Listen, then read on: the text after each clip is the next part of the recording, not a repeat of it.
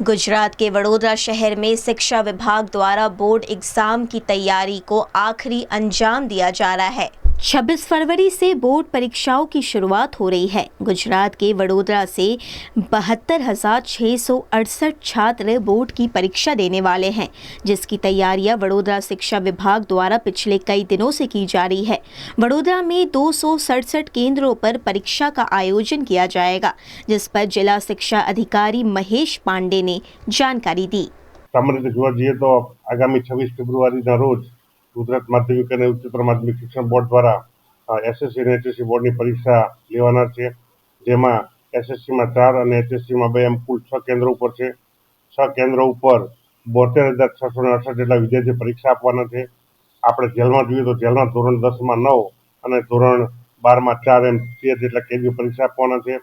6 zonal અધિકારીઓ છે, તો 6 ઝોનલ અધિકારીઓ સાથે મીટિંગ થઈ ગઈ છે।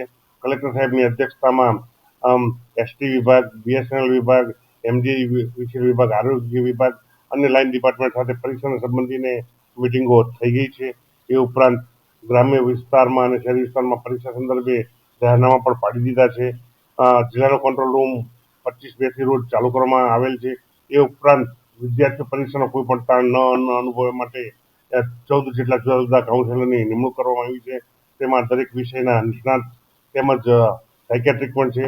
આમ જોવા જઈએ તો પરીક્ષા સંદર્ભે ખૂબ સંચાલકશ્રીઓ સાથે અને સપની બેઠક 2 દિવસમાં યોજાઈ જશે। આ વખતે નવી વિગત એ છે કે કરજણ ખાતે વિજ્ઞાન પ્રવાહોનું કેન્દ્ર ચાલુ કર્યું છે। એ ઉપરાંત ખાસ દિવ્યાંગ વિદ્યાર્થીઓને કલાકને 20 મિનિટ લેખે 3 કલાકની 60 મિનિટ લેખે 1 કલાક વધારે આપવામાં આવશે। આમ શિક્ષણ વિભાગ, વહીવટી વિભાગ અને પોલીસ વિભાગ એસએસસી અને એચએસની પરીક્ષા લેવા માટે કટિબદ્ધ છે।